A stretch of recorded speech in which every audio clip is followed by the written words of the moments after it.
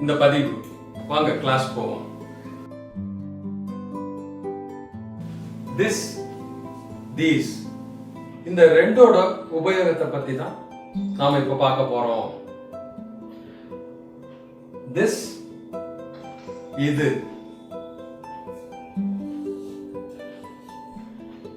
அல்லது இந்த.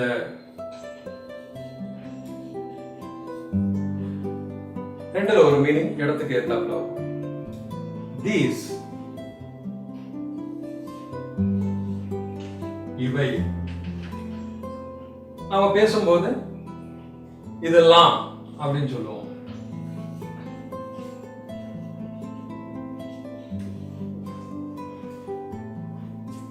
இப்ப சென்டென்ஸுக்கு போமா. This is my pen. இது என்னுடைய பேனா. அப்போ திஸ் உடைய மீனிங் வந்து இது,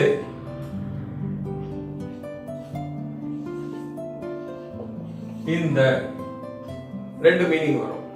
ரெண்டுல ஒண்ணு இடத்துக்கு ஏத்தாப்புல யூஸ் பண்ணிக்கலாம். This is my pen.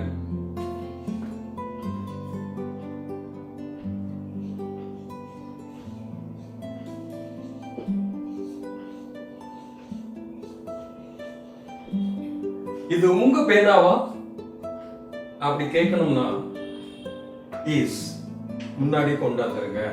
இங்க இருக்கிற இஸ் முன்னாடி கொண்டு வந்துருங்க. இந்த இடத்துல யுவர் உங்களுடைய. So is this your pen? இது உங்களுடைய பேனாவா அப்படி கேட்கணும்னா இப்படி கேட்கலாம்.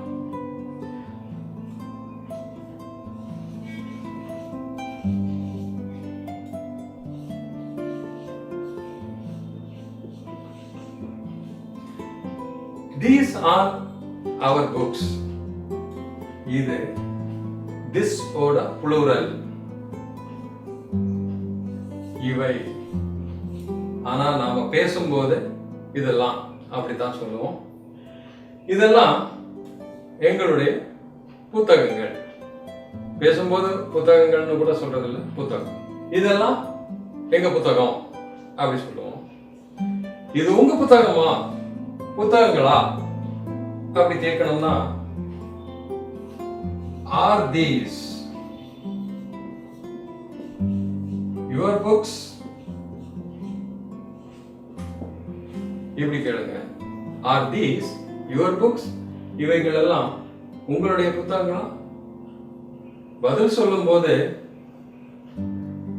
எஸ்ன்னு மட்டும் சொன்னா கூட போதும், நோ அப்படி சொன்னா கூட போதும். Yes this is my pen. ஆமா இது என்னுடைய பேனா. No this is not my pen அப்படி சொல்லலாம். நோ சொல்லும் போது நல்லா கவனிங்க, ரெண்டு நெகட்டிவ் வரும். No not. No this is not my pen.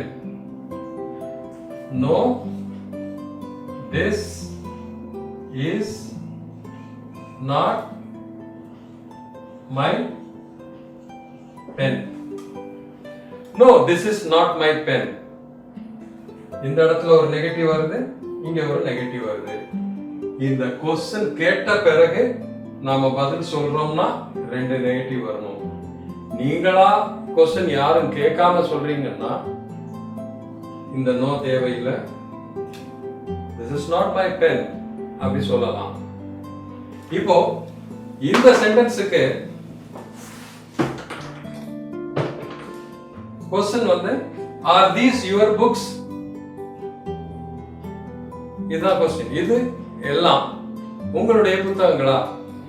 இதுக்கு எஸ் ஆன்சர் சொல்லணும்னா எஸ் இதோட முடிச்சுக்கலாம், அல்லது எஸ் தீஸ் ஆர்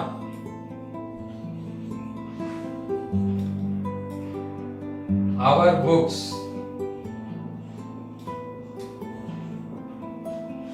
ஆமா இதெல்லாம் எங்களோட புத்தகங்கள் இப்படி சொல்லலாம். இல்லைன்னு சொல்லணும்னா no these are not our books.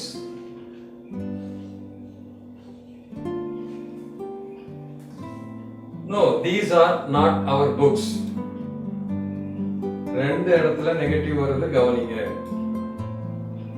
Okay, இதுல நாம இதுவரைக்கும் பார்த்தது this ஓட உபயோகம் சிங்குலரா இருக்கிற ஒரு பொருளுக்காக நாம this யூஸ் பண்றோம்.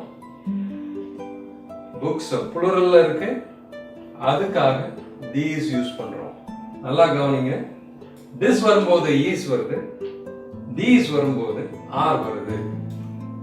இப்போ உங்க ஃப்ரெண்டு ஒரு ஸ்கூட்டர்ல வர்றாரு, வந்த உடனே நீங்க கேக்குறீங்க, இது உன்னுடைய ஸ்கூட்டரா, இஸ் திஸ் யுவர் ஸ்கூட்டர் அப்படின்னு கேக்குறீங்க. ஆமான்னு சொல்றாரு அவர், yes this is my scooter அப்படின்னு சொல்றாரு. இல்லைன்னு சொல்லணும்னா no this is not my scooter அப்படி சொல்லுவாரு. ஸோ நீங்க இது நல்லா பிராக்டிஸ் பண்ணீங்கன்னா சின்ன சின்ன கொஸ்டின் இந்த மாதிரி கேட்கலாம். இதுக்கு எஸ் ஆர் நோ ஏதாவது ஒன்று தான் வருது. எஸ்ன்னு ஆன்சர் வருது, இல்ல நோன்னு ஆன்சர் வருது. அதனால இது எஸ் ஆர் நோ கொஸ்டின், அதாவது yes or no type question அப்படின்னு சொல்றாங்க. சரியா? உங்களுக்கு இந்த வீடியோ பிடிச்சிருந்தா லைக் பண்ணுங்க. ஏதாவது சொல்ல நினைச்சீங்கன்னா கமெண்ட் பகுதியில் பதிவு பண்ணுங்க. இந்த ஃபுட்டேஜ் உங்க நண்பர்களுக்கும் பயனளிக்கும் நினைச்சீங்கன்னா ஷேர் பண்ணுங்க. மேலும் மேலும் இந்த மாதிரி ஃபுட்டேஜ் நீங்க பார்க்கணும்னு விரும்புனீங்கன்னா விஜய் அகாடமி சேனலுக்கு சப்ஸ்கிரைப் பண்ணுங்க.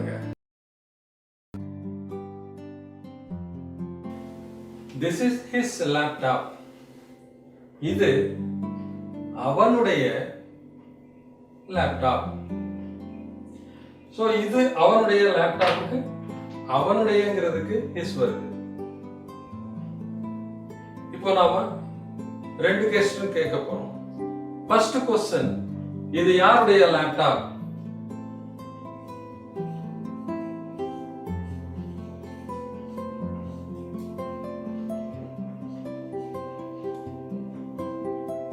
Whose யாருடைய whose laptop is this? This is my laptop அப்படின்னு சொல்லலாம். This is his laptop அப்படின்னு சொல்லலாம். This is her laptop அப்படின்னு சொல்லலாம். என்ன ஆன்சர் இருக்கோ அது யாருடைய லேப்டாப்போ அதை சொல்லலாம். ஸோ இது ஒரு கொஸ்டின். இதை இன்ட்ராகேட்டிவ் கொஸ்டின் சொல்றோம். யாருடைய?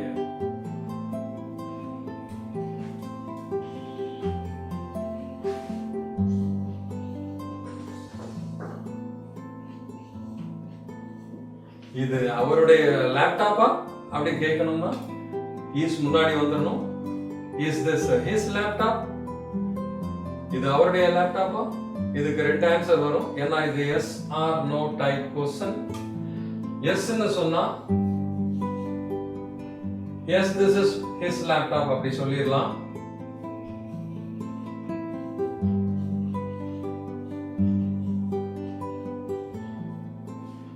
நோன்னு சொன்னா நான் ஏற்கனவே சொன்ன மாதிரி ரெண்டு நெகட்டிவ் வரணும். No this is not his laptop. No this is not his laptop.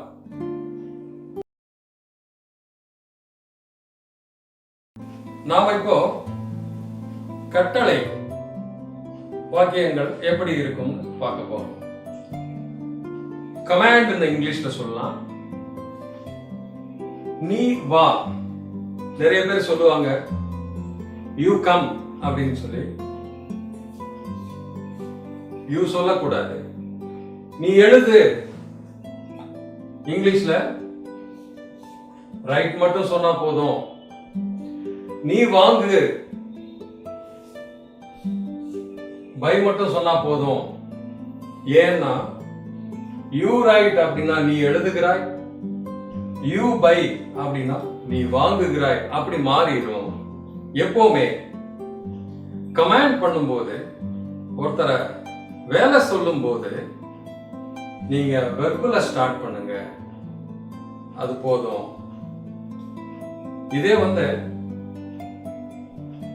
நீ போகாத,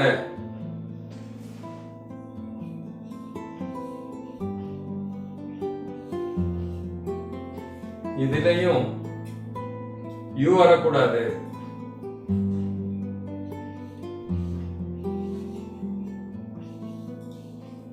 டோன்ட் கோ இப்படி சொல்லுங்க, போதும்.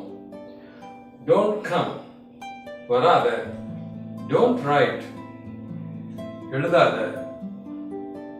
டோன்ட் பை வாங்காத.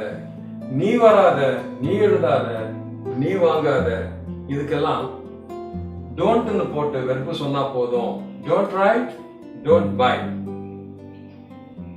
இனிமே ஒருத்தரை வேலை சொல்லும் போது இங்கிலீஷ்ல நீங்க யூ சொல்லாம வெர்ப்ல ஸ்டார்ட் பண்ணீங்கன்னா அது ப்ராப்பர் இங்கிலீஷா இருக்கும். இப்போ நாம ரிக்வெஸ்ட், அதாவது வேண்டுதல், எப்படி ஒருத்தட்ட கொஞ்சம் பணிவா கேட்கிறது, வேண்டுதல் ரிக்வெஸ்ட். வா அப்படிங்கிறது மரியாதை இல்ல.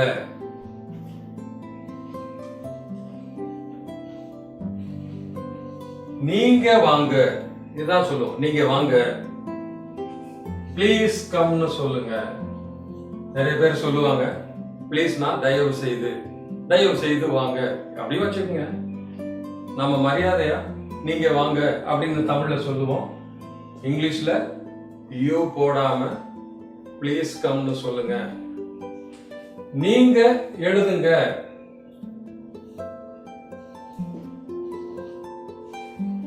Please write. நீங்க எழுதுங்க அப்படிங்கிறதுக்கு ப்ளீஸ் ரைட் சொன்னா போதும். நீங்க வாங்குங்க.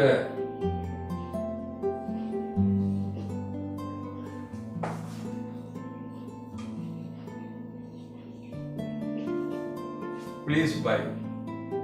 யூ ப்ளீஸ் பை சொல்லாதீங்க, அது கொஞ்சம் ப்ராப்பர் இங்கிலீஷா வராது. ப்ளீஸ் பைன்னு சொன்னாலே போதும். நிறைய பேர் இருக்காங்க,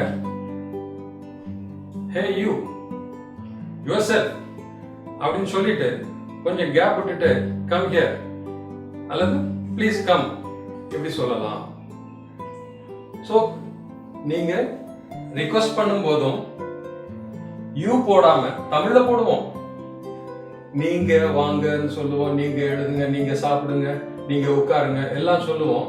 அந்த நீங்கங்கிறது இங்கிலீஷ்ல வராம ப்ளீஸ் போட்டா சரியா வரும். இதுதான் ரிக்வெஸ்ட். ஒரு ஆக்டிவிட்டியை நாம டெய்லி செய்யறோம். உதாரணத்துக்கு அவரு தினமும் chapati சாப்பிடுறாரு. He eats chapati daily. I go to gym daily. நான் தினமும் ஜிம்முக்கு போறேன். ஸோ நாம டெய்லி ஆக்டிவிட்டியை வந்து he she itக்கு eats எஸ் போட்ட வெர்பு எஸ் வரணும். எஸ் போட்ட வெர்பு வரணும். He eats chapati daily. அவர் தினமும் சப்பாத்தி சாப்பிடுறாரு. இப்போ அவரோட லஞ்ச் சாப்பிட்டுக்கிட்டு இருக்காரு அப்படின்னா he is eating his lunch now எப்படி சொல்லுங்க. டெய்லி அவரு லஞ்ச் சாப்பிடுறாருன்னு சொல்றதுக்கு he is eating lunch daily சொல்லாதீங்க. டெய்லி ஆக்டிவிட்டினா he she itக்கு எஸ் போடணும். ஐவி யூதைக்கு தேவையில்லை. I go to gym daily. நாங்க தினமும் ஜிம்முக்கு போறோம்னா we go to gym daily. அவங்க தினமும் ஜிம்முக்கு போறாங்கன்னா they go to gym daily. நீங்க தினமும் ஜிம்முக்கு போறீங்கன்னா you go to gym daily. So I, we, you, they இந்த 4 சப்ஜெக்ட்டுக்கும் பேஸ் வெர்பு போட்டா போதும். I go to gym daily. நான் தினமும் ஜிம்முக்கு போறேன். இப்போ நான் பேங்க்குக்கு போயிட்டு இருக்கேன்னு சொல்றதுக்கு I am going to the bank now. நவுன்னு சொல்லுங்க. அதாவது ஐஎன்ஜி வெர்பு வருதுன்னா டைம் நவ் வரதா இருந்தா போடுங்க. I am going to bank daily இப்படி சொல்லாதீங்க. அது தவறான யூசேஜ் ஆயிரும். I go to gym daily, I go to bank daily சொல்லலாம். I am going to bank now. இந்த தி வந்து எதுக்காக போடுறோம் அப்படின்னா, அவருக்கு தெரியும் நான் எந்த பேங்குக்கு போறேன்னு. அப்படி தெரிஞ்சா நாம தி போடலாம். ஐ am going to the bank now. எப்பவும் நான் போறது அங்கதான் உங்களுக்கு, அதாவது நீங்க யார்கிட்ட பேசுறீங்களோ அவங்களுக்கு தெரியும். அப்போ நீங்க தி போடலாம். நீங்க ஏதோ ஒரு இடத்துக்கு போனதை நீங்க சொல்லணும்னா, ஃபார் எக்ஸாம்பிள் நான் ஒரு படத்துக்கு போயிட்டு இருக்கேன் அப்படின்னு சொல்லணும்னா ஐ எம் கோயிங் டு ஏ மூவின்னு சொல்லுங்க. இல்ல ஏற்கனவே நாம பேசிக்கிட்டு இருந்த ஒரு படத்தை பத்தி நாம சொல்லணும்னா I am going to the movie now. So அந்த படத்துக்குன்னு சொல்றதுக்கு I am going to the movie நவ்னு சொல்லலாம்.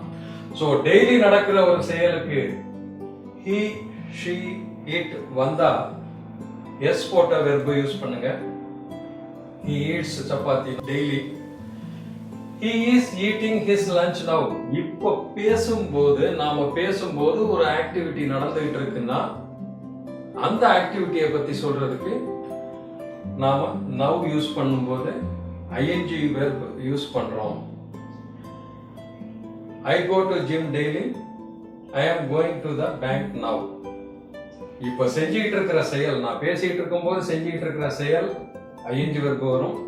நான் daily, weekly, monthly, quarterly, frequently ஒரு ஆக்டிவிட்டி செய்யறேன்னா பேஸ் வெர்ப் நான் யூஸ் பண்ணி சொன்னா தான் சரியா வரும். ஸோ ஐவி யுதைக்கு பேஸ் வெர்ப் போடுங்க. டெய்லி டைம் வர்றதா இருந்தா, நவ் டைம் வர்றதா இருந்தா I am going to the bank now. We வந்தா ஆர் வரணும். We are going to the bank now. He வந்தா he is going to the bank now. புரியுதா? ரெகுலர் ஆக்டிவிட்டி அல்லது அக்கேஷனலி எப்பவாவது ஒருக்க கூட நீங்க செய்யற மாதிரியான ஆக்டிவிட்டியா இருந்தா கூட நீங்க பேஸ் வெர்பு அல்லது எஸ் வெர்பு யூஸ் பண்ணுங்க. இப்போ நாம பேசும்போது ஒரு ஆக்டிவிட்டியை பத்தி அது நடக்குது, அந்த நடந்துகிட்டு இருக்கு அந்த ஆக்டிவிட்டி அப்படின்னா நீங்க ஐஎன்ஜி வெர்பு போட்டு யூஸ் பண்ணுங்க. I am going, we are going, he is going இந்த மாதிரி வரும். இப்போ நாம ஒரு ஆக்டிவிட்டியை டெய்லி செய்யறோம், தினமும், இல்ல வாரம் செய்யறோம், இல்ல மாசத்துக்கு ஒரு தடவை செய்யறோம், இல்ல அடிக்கடி செய்யறோம். அடிக்கடிங்கிறதுக்கு ஆஃபன் அல்லது ஆஃப்டன் சொல்லலாம், அல்லது frequently அப்படின்னு சொல்லலாம். எப்பவும் சில ஆக்டிவிட்டிஸை செய்யறோம் அப்படிங்கிறது சொல்லலாம். செய்யறதே இல்லை எப்பவுமே அப்படிங்கிற மாதிரி சொல்லணும்னா நெவர்ங்கிறதையும் சொல்லலாம். இதெல்லாம் சொல்றதுக்கு நமக்கு இந்த வழி தான் வேணும். ஐ கோ டு ஆஃபீஸ் டெய்லி. தமிழ்ல நான் தினமும் ஆபீஸுக்கு போறேன் அப்படின்னு சொல்லுவோம். ஆனா இங்கிலீஷ்ல எப்படி வருது பாருங்க. நான் போறேன் அலுவலகத்துக்கு தினமும். நான் போறேன் அலுவலகத்துக்கு தினமும். சோ இங்கிலீஷ்ல போகும்போது இந்த மெத்தட்ல தான் வரணும். முதல் சப்ஜெக்ட் வரணும். சப்ஜெக்ட்னா கர்த்தா, யார் செயலை செய்யறாங்களோ அதுதான் கர்த்தா சப்ஜெக்ட். அதுக்கப்புறம் வெர்பு வந்துடணும். அப்புறம் என்ன வேணாலும் போடுங்க, கடைசி டைம் வர்ற மாதிரி பாத்துக்குங்க. சோ எந்த சென்டென்ஸா இருந்தாலும், பாசிட்டிவ் சென்டென்ஸா இருந்தாலும், எந்த பாசிட்டிவ் சென்டென்ஸா இருந்தாலும் இந்த மாதிரி பண்ணுங்க. ஐ கோ டு ஆபீஸ் டெய்லி.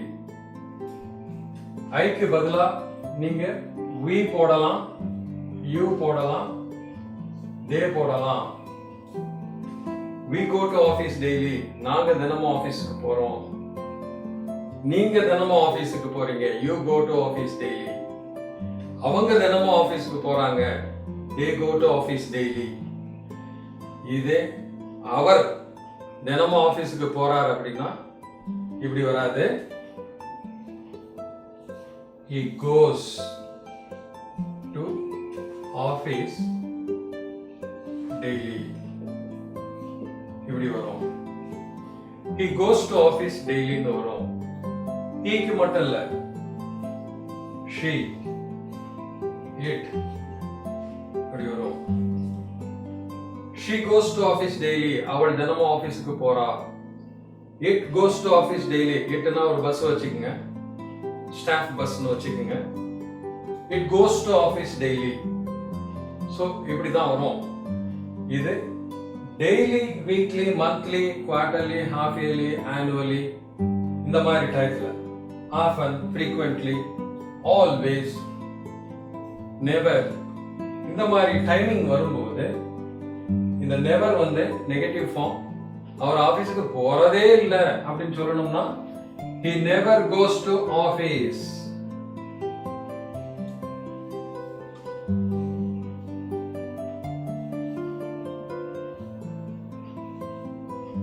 அவர் ஆபீஸுக்கு போறதே இல்லைன்னு சொல்லணும்னா இப்படி சொல்லுங்க.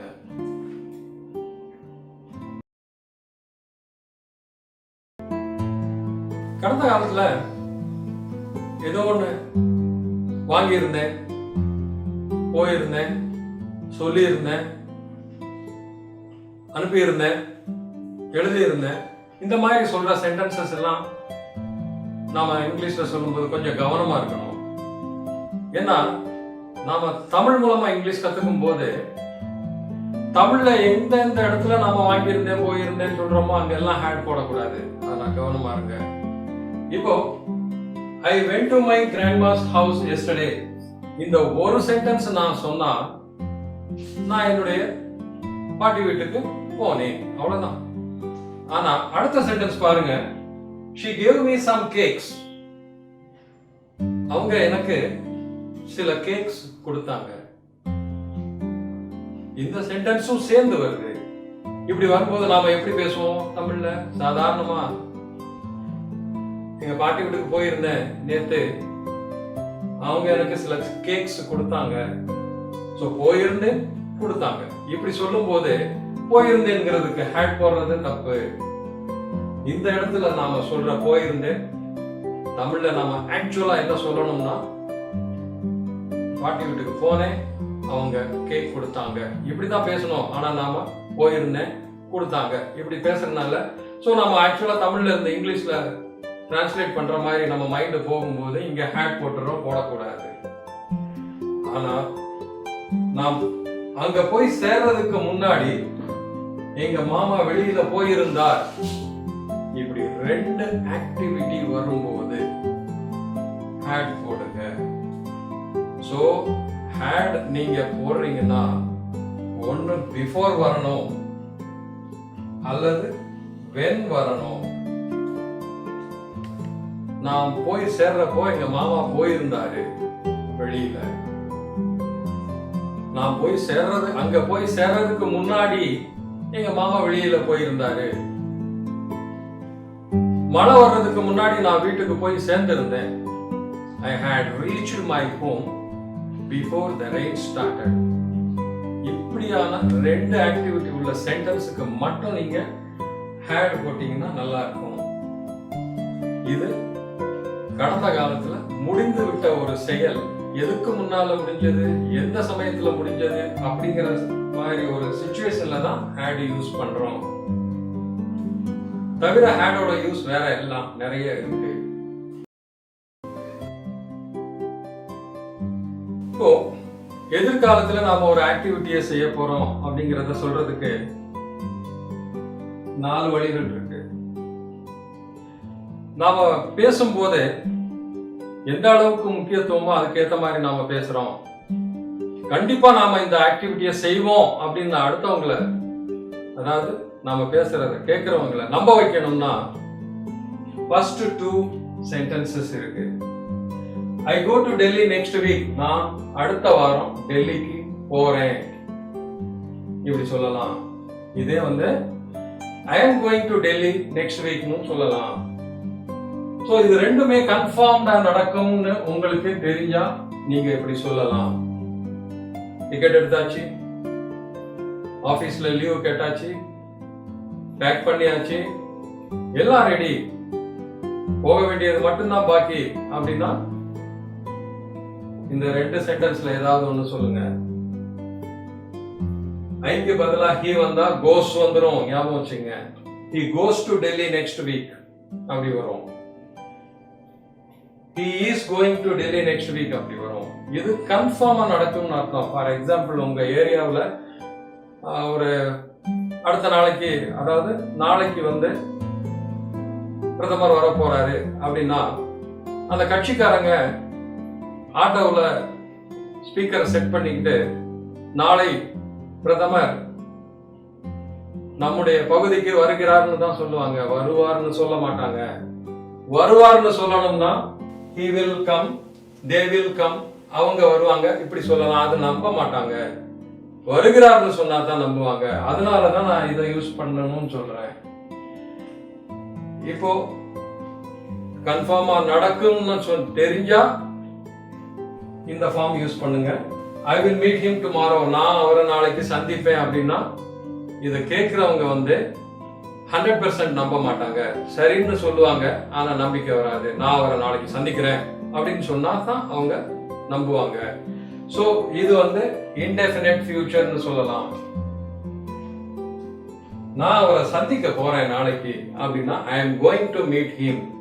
இந்த கோயிங் கண்டிப்பா வரும், அதுக்கப்புறம் ஒரு இன்ஃபினிட்டிவ் வரும், to meet. இந்த மாதிரி இதே வந்து he வந்துச்சுன்னா is வந்துரும். he is going to meet her tomorrow. அவர் நாளை அவளை சந்திக்க போகிறார். இது வந்து எல்லாம் அரேஞ்ச் ஆயிருச்சுன்னு அர்த்தம், பிளான் பண்ணியாச்சுன்னு அர்த்தம். ஆனா இந்த மாதிரி கன்ஃபார்ம்டு கிடையாது, முடிவெடுத்தாச்சுன்னு அர்த்தம். so he is going, I am going, இந்த கோயிங் கண்டிப்பா வரும். இது வந்து ப்ரொபோசல்னு சொல்லலாம், பிளான்னு சொல்லலாம். ஃபியூச்சரை பத்திய ஒரு பிளானை தான் நாம சொல்ற மாதிரி இதை எடுத்துக்கலாம். ஸோ ஃபியூச்சர் ஃபார்ம், அதாவது எதிர்காலத்துல நாம செய்ய வேண்டிய வேலையை நாம சொல்லும் போது நாம உறுதியா இருந்தா இந்த ரெண்டு சென்டென்சஸையும் யூஸ் பண்ணிக்கலாம் இந்த மெத்தடை. இல்லாட்டி ஒரு உறுதி இல்லாத நிலை இருக்கும் போது will யூஸ் பண்ணிக்கலாம். I will meet him tomorrow சொல்லலாம்.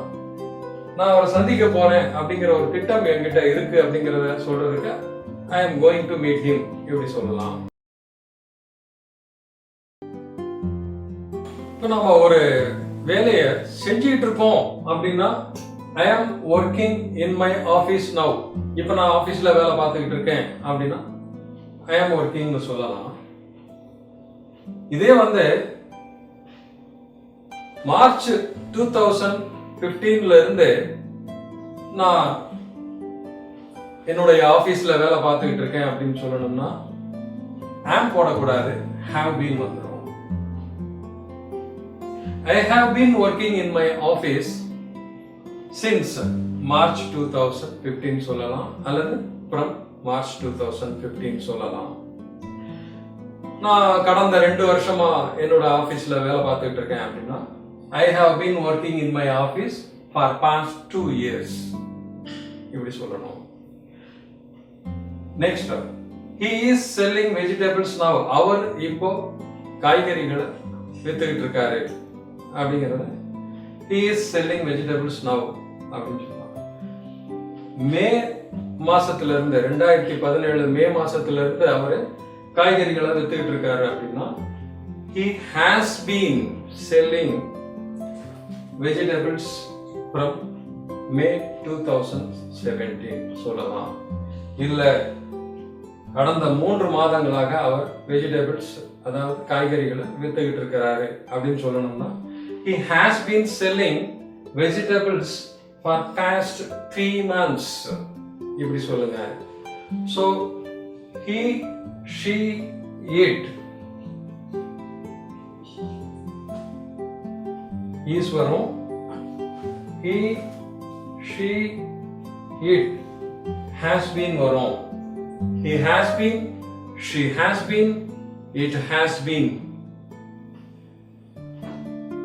have வந்து I have been, we have been, you have been, they have been use பண்ணிக்கலாம். ஹீக்கு have been போடாதீங்க, he have been சொல்லாதீங்க, she have been சொல்லாதீங்க. ஸோ ஒரு செயல் இப்போ நடந்துகிட்டு இருக்குன்னா I am போட்டு ing verb. நான் 2 வருஷமா இந்த வேலை செஞ்சுக்கிட்டு இருக்கேன், நான் 10 நாளா ஜிம்முக்கு போயிட்டு இருக்கேன். ஸோ இந்த மாதிரி வரும்போது I have been going, I have been working இப்படி சொன்னா தான் அது சரியா வரும். நம்ம ஏதோ ஒரு செயலை கடந்த காலத்துல தொடர்ந்து செஞ்சுக்கிட்டே இருந்தோம். ஆனா அது 2 விஷயம் இருக்கு. ஒரு பர்டிகுலர் பாயிண்ட் ஆஃப் டைத்துல அந்த வேலையை நாம செஞ்சுக்கிட்டே இருந்திருக்கோம். இல்ல ஏதோ ஒரு காலத்துல தொடங்கி கடந்த காலத்திலேயே ஏதோ ஒரு டயத்துல வரைக்கும் நாங்க செஞ்சுக்கிட்டே இருந்தோம் அப்படின்னா இந்த 2 விதமான செயல்களை நாம இங்கிலீஷ்ல சொல்லணும்னா எப்படி சொல்றது? I was waiting for the bus at 5 p.m. yesterday. நேற்று சாயங்காலம் 5 மணிக்கு நான் பஸ்ஸுக்காக காத்துக்கிட்டு இருந்தேன். நேற்று சாயங்காலம் 5 மணிக்குங்கிறது PM போட்டா ஈவினிங் வராது, ஈவினிங் போட்டா PM வராது. at 5 o'clock yesterday evening இப்படி டைம் சொல்லலாம். அல்லது நீங்க எனக்கு கால் பண்ணப்போ நான் பஸ்ஸுக்காக காத்துக்கிட்டு இருந்தேன், இப்படி ஒரு when வச்சு ஒரு சிச்சுவேஷனை கூட சொல்லலாம். இதே இன்னொரு வகையிலையும் சொல்லலாம். I was driving my car when you called me. நீங்க என்னை கூப்பிட்டப்போ நான் என்னோட காரை ஓட்டிக்கிட்டு இருந்தேன். ஸோ அது பர்டிகுலர் பாயிண்ட் ஆஃப் டைத்துல நாம என்ன பண்ணிக்கிட்டு இருந்தோம் அப்படின்னு சொல்றதுக்கு நாம was waiting, I was waiting, we were waiting, they were waiting, he was waiting இப்படி சொல்லலாம். இதே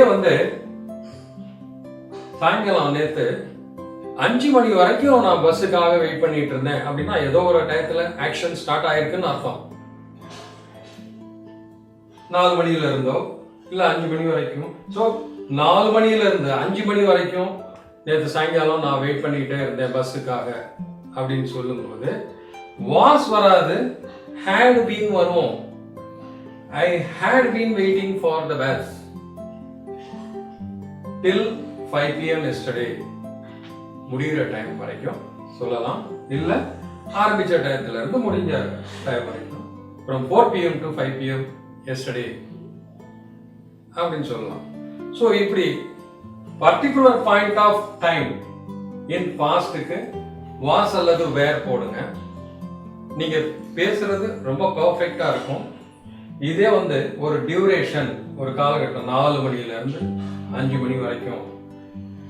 உதாரணத்துக்கு so and so கம்பெனியில நான் ஒர்க் பண்ணிட்டு இருந்தேன் அப்படின்னா I had been working in so and so company from 2007 to 2009 அப்படின்னு சொல்லலாம். ஸோ ஆக்ஷன் ஸ்டார்ட் ஆனதும் பாஸ்ட், கண்டினியூஸா நடந்ததும் பாஸ்ட், அது முடிஞ்சதும் பாஸ்ட். ஸோ இந்த மாதிரியான ஆக்ஷனுக்கு I was working சொல்லாதீங்க. So I had been waiting சொன்னா தான் சரியா வரும். என்னால இப்போ சாப்பிட முடியும் 4 இட்லி, நான் கேன் போடுங்க.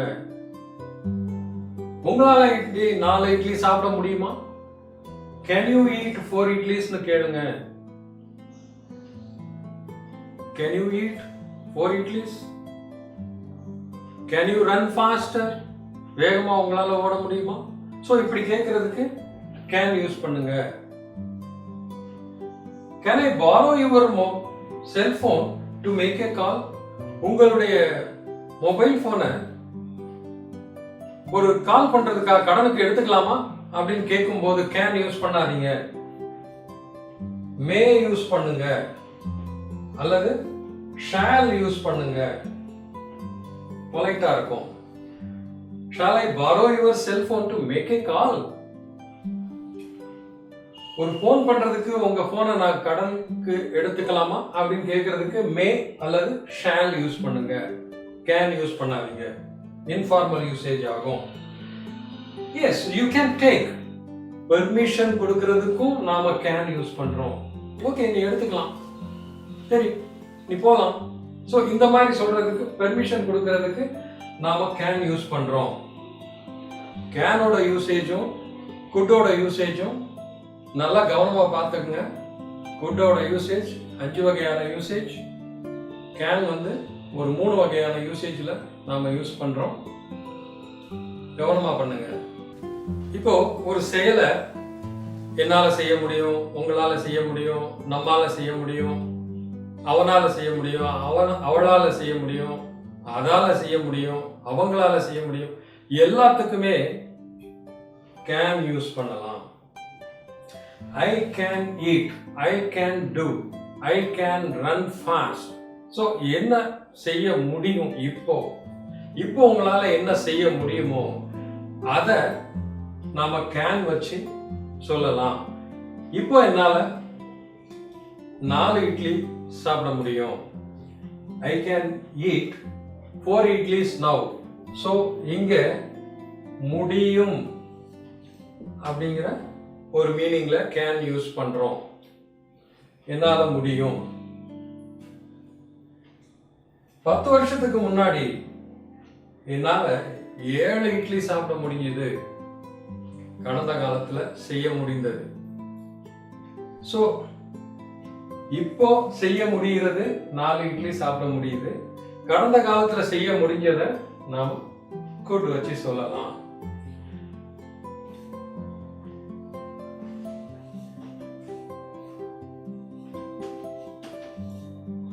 முடிந்ததுன்னா செய்ய முடிந்ததுன்னு அர்த்தம். சாப்பிட முடிந்தது. ஸோ எந்த ஒரு சப்ஜெக்டுக்கும் கடந்த காலத்தில் என்ன செய்ய முடிஞ்சதுங்கிறது, அவரால் அப்போ 10 ஃபைல் பார்க்க முடிஞ்சது, இப்போ அவரால் 5 ஃபைல் தான் பார்க்க முடியுது. He could see or he could check 10 files in past. கடந்த காலத்தில் அவரால் 10 ஃபைல் செக் பண்ண முடிஞ்சது. But now he can check only 5 files.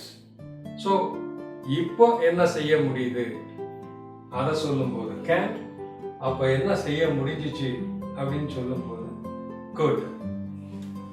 could வச்சு நாம கடந்த காலத்துல செய்ய முடிஞ்சதை சொல்றோம். அதோட couldோட மேலும் சில எக்ஸாம்பிள்ஸ் இருக்கு, அதையும் பார்ப்போம்.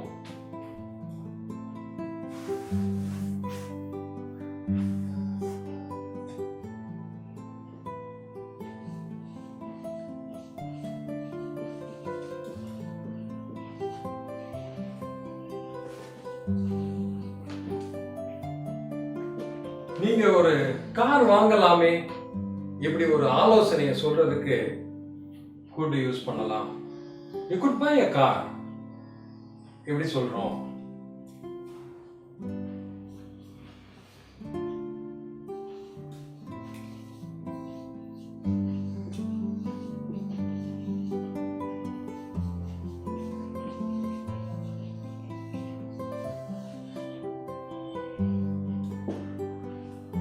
அவரு அடுத்த மேனேஜர் ஆவதற்கு வாய்ப்பு இருக்கு.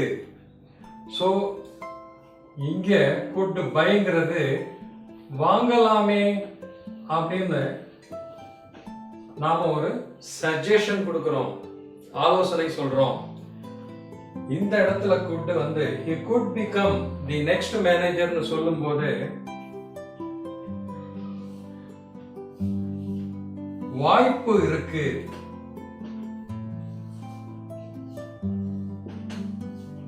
சோ சான்ஸ் இருக்குன்னு சொல்றதுக்காக நாம could யூஸ் பண்றோம்.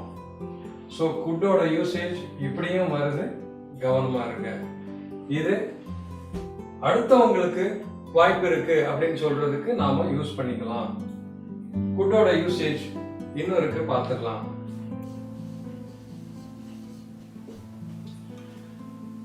Could you help me finish this work? இங்க வேணும்னா to போட்டுங்க, இல்லாட்டி வேணாம். Could you help me finish this work? இந்த வேலையை முடிக்கிறதுக்கு எனக்கு நீங்க ஹெல்ப் பண்ணுவீங்களா? சோ இந்த இடத்துல வர்ற could respectful,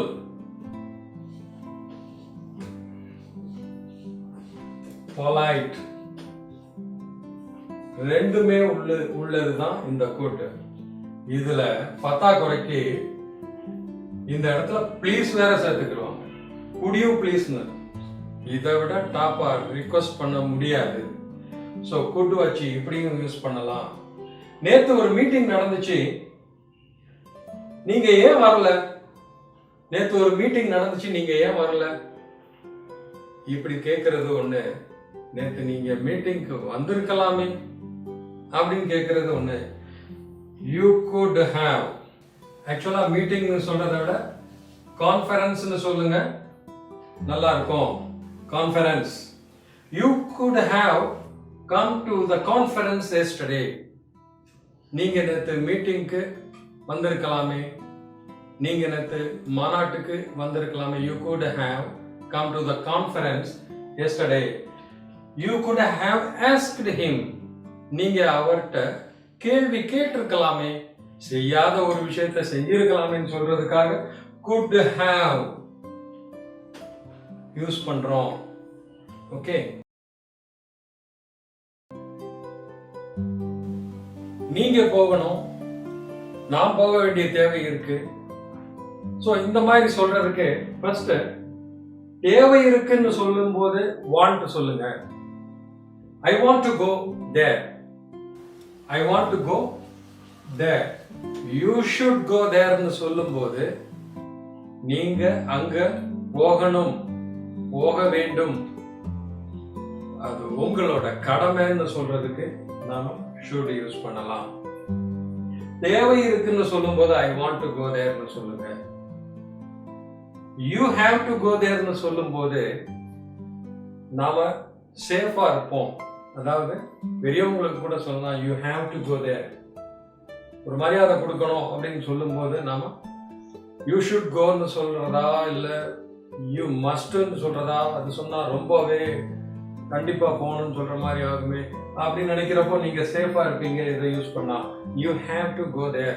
நீங்க அங்க போக வேண்டி இருக்கு, நீங்கள் அங்கே போக வேண்டி இருக்கு. சோ தேவை இருக்கு, போக வேண்டும், அது உங்க கடமைன்னு சொல்றதுக்கு you have to go there. நீங்க அங்க போக வேண்டி இருக்கு. you must go there ன்னு சொல்லும்போது நீங்க அங்க போயே ஆகணும், நீங்க கண்டிப்பா போகணும் அப்படின்னு சொல்லி ஒரு கம்பல்சரியை கொடுக்கிறது இந்த must. இதெல்லாம் somewhat எதிர்காலத்துக்காக நாம யூஸ் பண்றோம். போக வேண்டி இருந்துச்சு நேத்து அப்படின்னா I had to go. நான் நேத்து போக வேண்டி இருந்துச்சு. I had to go yesterday. அப்போ வேண்டி இருந்துச்சு, I had to go to Adyar. That's why I couldn't attend your function. அதனால உங்க ஃபங்க்ஷன் நான் அட்டெண்ட் பண்ண முடியல அப்படின்னு சொல்லும்போது I had to, அந்த கடமை எனக்கு இருந்துச்சு, அந்த மாதிரி கூட சொல்லிக்கலாம். ஸோ had to அப்படிங்கிறது கடந்த காலத்துல போக வேண்டிய ஒரு சூழல் இருந்துச்சுன்னு சொல்றதுக்கு தான் அது. நீங்க நாளைக்கு போக வேண்டி இருக்கும், you will have to.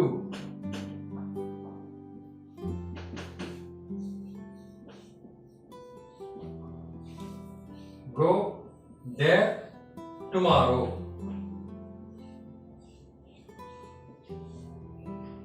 You will have to go there tomorrow.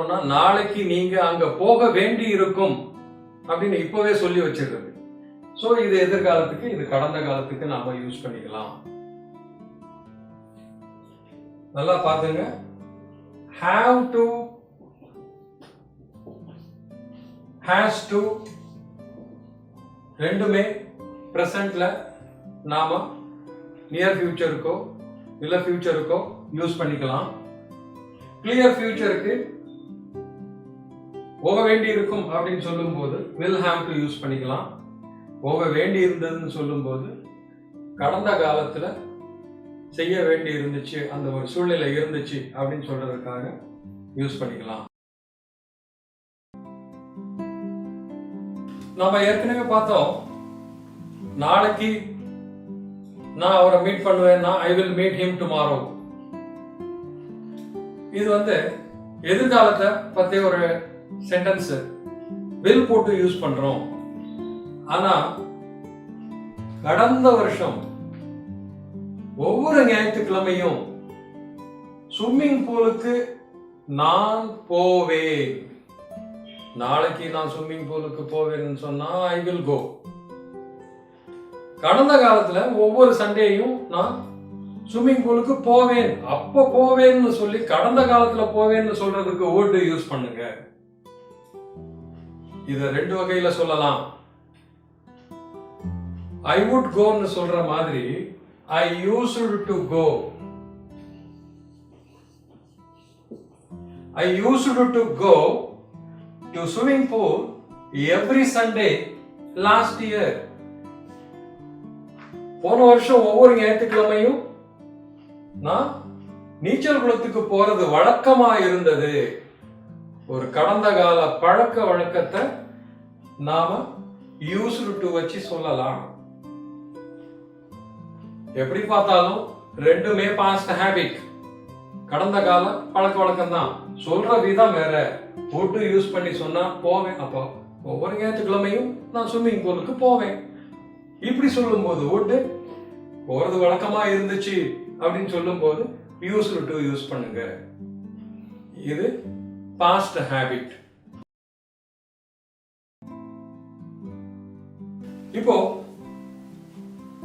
Need நாம எப்படி யூஸ் பண்றோம்னா, நீங்க அங்க போக வேண்டாங்க, நீங்க அங்க போக வேண்டிய அவசியம் இல்லைங்க அப்படின்னு சொல்லும் போது யூ நீட் நாட் சொல்லுங்க. யூ ஷுட் நாட் கோ தேர் அப்படின்னு சொல்லிடாதீங்க. நீங்க அங்க போக கூடாதுன்னு ஆயிடும். நீங்க அங்க போக வேண்டிய அவசியம் இல்லை அப்படின்னு சொல்றதுக்கு நீட் நாட் யூஸ் பண்ணுங்க. பொதுவா நீடு நெகட்டிவாவும் கொஸ்டினுக்கு தான் யூஸ் பண்ணணும். இப்பெல்லாம் ரொம்ப சாதாரணமா I need a pen, I need a pencil, I need an eraser இப்படி எல்லாம் சொல்லிடுறாங்க. ஸோ ஆக்சுவலி நீட் உணவு, உடை, இருப்பிடம் போன்ற ரொம்ப முக்கிய அவசிய அடிப்படை தேவைக்கு தான் ஐ நீடுன்னு சொல்லணும். இப்போ நீட் நாட்னு சொல்லும் போது போக வேண்டியது இல்லைங்க, போக வேண்டிய அவசியம் இல்லைங்க அப்படின்னு சொல்றதுக்கு நீங்க நீட் நாட் யூஸ் பண்ணுங்க. நீங்க அவசியம் அங்க போகணுமா, நீட் யூ கோ தேர் கேட்கலாம். Need you go there, need you eat this, நீங்க இத அவசியம் சாப்பிடணுமா அப்படிங்கிற மாதிரி. சோ நீட் வச்சு கேட்கலாம். இது கூடாது, இதோட மீனிங் கூடாது. You should not smoke here, நீங்க இங்க புகைப்பிடிக்க கூடாது. சோ கூடாது அப்படிங்கிறதுக்கு ஷுட் நாட் யூஸ் பண்ணுங்க. நீங்க விரும்பினா உங்க கல்வி நிறுவனங்கள்ல உங்க மாணவர்களுக்கு புரியுற மாதிரி எளிமையான முறையில் ஒரு 2 நாள் ஸ்போக்கன் இங்கிலீஷ் செஷன் கூட எடுக்கிறேன். உங்களுக்கு இந்த வீடியோ பிடிச்சிருந்தா லைக் பண்ணுங்க. ஏதாவது சொல்ல நினைச்சீங்கன்னா கமெண்ட் பகுதியில் பதிவு பண்ணுங்க. இந்த ஃபுட்டேஜ் உங்க நண்பர்களுக்கும் பயனளிக்கும் நினைச்சீங்கன்னா ஷேர் பண்ணுங்க. மேலும் மேலும் இந்த மாதிரி ஃபுட்டேஜ் நீங்க பார்க்கணும்னு விரும்புனீங்கன்னா விஜய் அகாடமி சேனலுக்கு சப்ஸ்கிரைப் பண்ணுங்க.